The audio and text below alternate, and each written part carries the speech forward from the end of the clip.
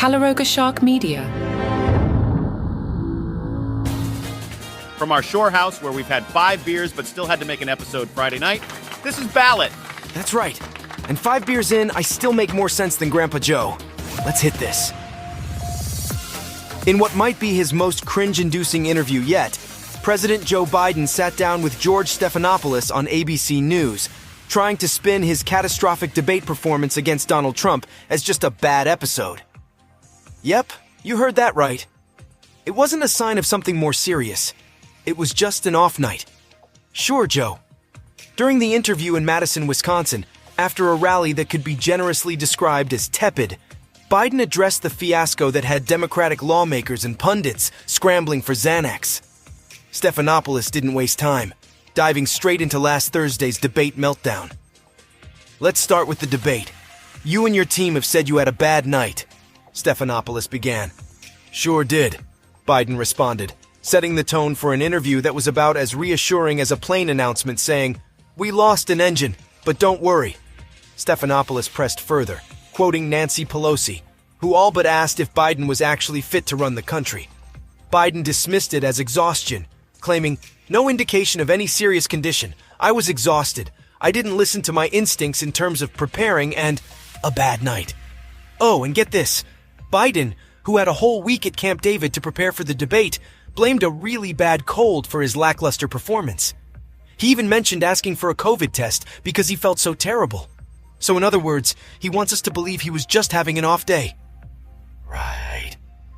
Stephanopoulos pushed back, asking why a week at Camp David wasn't enough rest. Biden's response? Because I was sick. I was feeling terrible. Sounds legit? Or not? And here's the kicker. Biden didn't even watch the debate afterwards. Can you blame him? Watching that train wreck once was probably enough for a lifetime. Yet, he knew how bad it was while he was on stage, saying, "The whole way I prepared, nobody's fault mine. Nobody's fault but mine." When asked if he had trouble from the first question, Biden stuck to his guns. "Well, I just had a bad night." Biden has repeatedly refused to take an independent medical evaluation, asserting there were no indications of any serious condition. "Look, I have a cognitive test every single day," Biden said, emphasizing the daily challenges he faces in his job. "Every day I've had tests. Everything I do." Though he managed to get through the 22-minute interview without any major slip-ups, doubts about his fitness for another term lingered.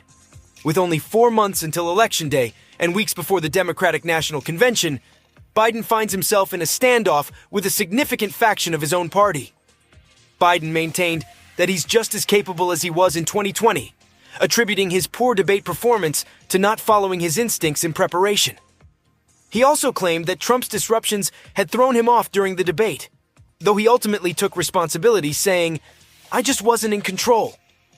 When asked how he might turn the race around, Biden suggested that energetic rallies, like the one he held in Wisconsin, were key. He criticized Trump, calling him a pathological liar who bungled the federal response to COVID-19 and failed to create jobs.